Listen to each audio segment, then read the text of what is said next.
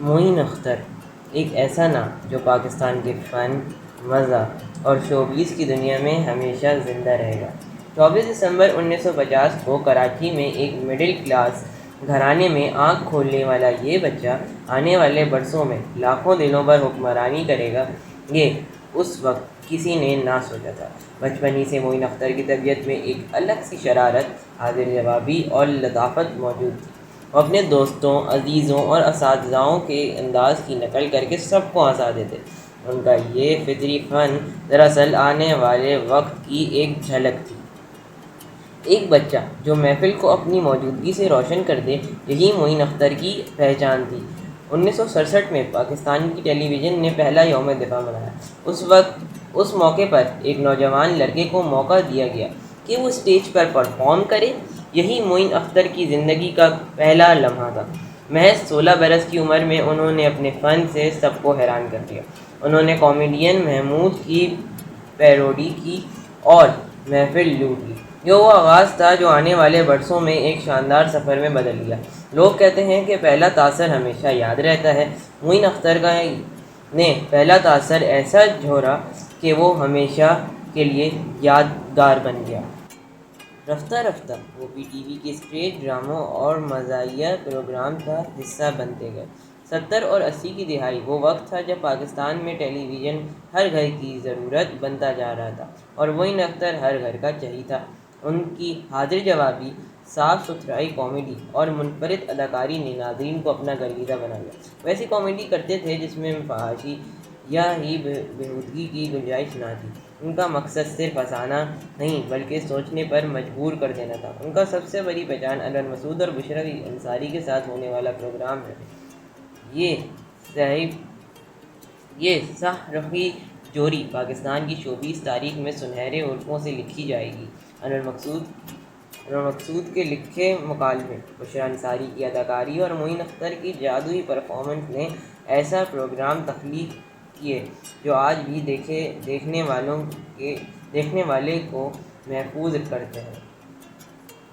50-50 ایک طنزیہ پروگرام تھا جس نے پاکستان، سیاست، معاشرت اور سماج کی کمزوری کو ہنسنے کے پیارے میں پیش کیا۔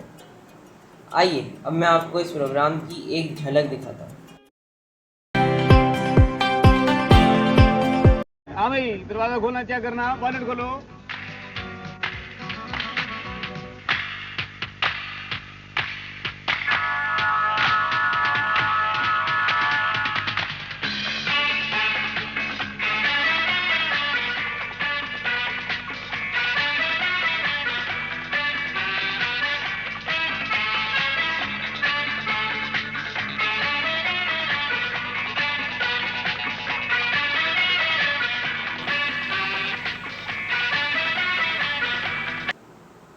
معین اختر کی اس پروگرام میں کردار اور ان کے ڈائیلاگ آج بھی لوگوں کو یاد ہیں۔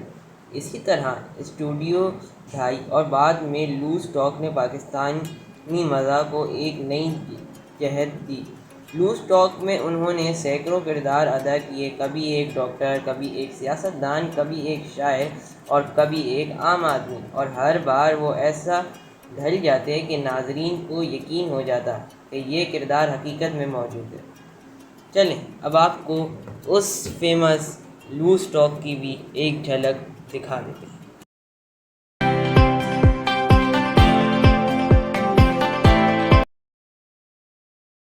اس لیے ہارمونیم بجا رہے ہیں کہ والد جو تھے، ابا ہمارے، وہ یہ ہارمونیم چھوڑ کے مرے تھے۔ تو ابا ہارمونیم بجاتے تھے؟ نہیں، ابا ہارمونیم کھاتے تھے۔ ابے سالے، تبھی میرا معاف کرنا، غصے میں ادھر ادھر نکل جاتا ہوں، یہ بات نہیں ظاہر۔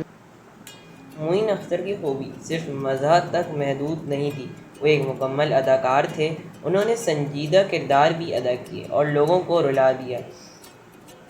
ان کے ڈرامے روزی کو آج بھی کلاسک سمجھا جاتا ہے، جس میں انہوں نے ایک عورت کا روپ دھارا اور معاشرتی تضادات کو نہایت خوبصورتی سے اجاگر کیا۔ یہ کردار منفرد کرداروں میں شمار ہوتا ہے۔ تو یادیں بھی البم میں رکھی ہوئی تصویروں کی طرح پھیکی پڑ گئی ہیں۔ جی جی، جب سے تمہیں دیکھا ہے मुझे एहसास हुआ कि वो फीलिंग्स जिन्हें मैं दफना चुका था वो भी जिंदा हैं। तुम समझ रही हो ना? जी जी जी, मैं समझ रही हूँ। अस्सलाम वालेकुम। आपकी परफॉर्मेंस बहुत अच्छी लग रही है। दरअसल हमारी एक शर्त लगी हुई है। टीवी और स्टेज के अलावा मोइन अख्तर एक कामयाब मेज़बान भी थे। उन्होंने बेशुमार शोज़ की मेज़बानी की, मुल्की और गैर मुल्की मेहमानों को खुशामदीद कहा और अपनी शाइस्तगी से सबका दिल जीत लिया। चाहे वो शौकत अली जैसे गुलकार हों या मदर टेरेसा जैसे अजीम शख्सियत, मोइन अख्तर हर शख्सियत के साथ एहतराम से पेश आते।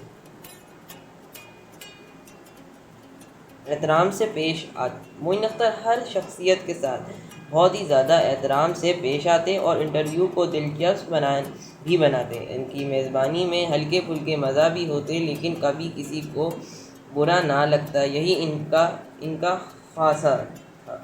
मोइन अख्तर की एक और पहचान उनकी नकाली थी। वो न सिर्फ पाकिस्तानी शख्सियत बल्कि भारतीय और मगरबी फनकारों की भी नकल करते थे।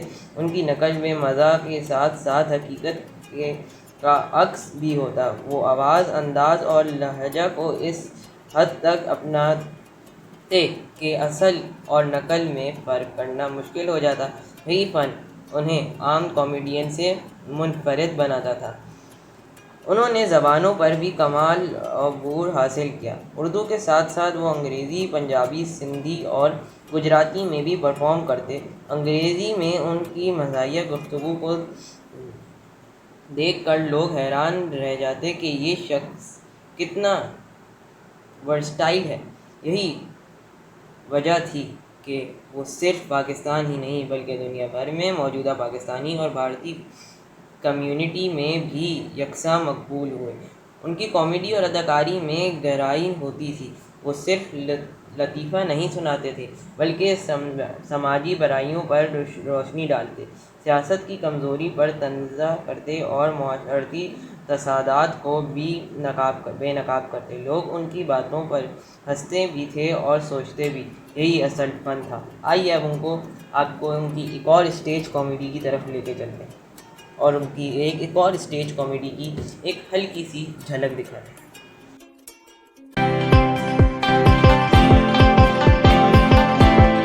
पुरानी एक खातून थी बेचारी, बहुत पुराने वक्तों की, तो उन्हें मैंने बाल बनाते हुए देखा।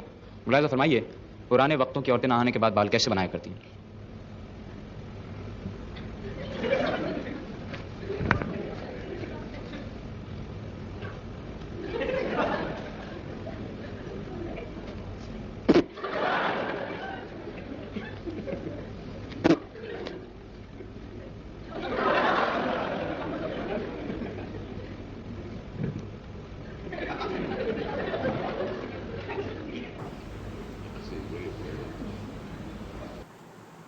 उनके खिदमात के अतराफ़ में हुकूमत पाकिस्तान ने उन्हें तमाम इम्तियाज़ और प्राइड ऑफ परफॉर्मेंस से नवाजा।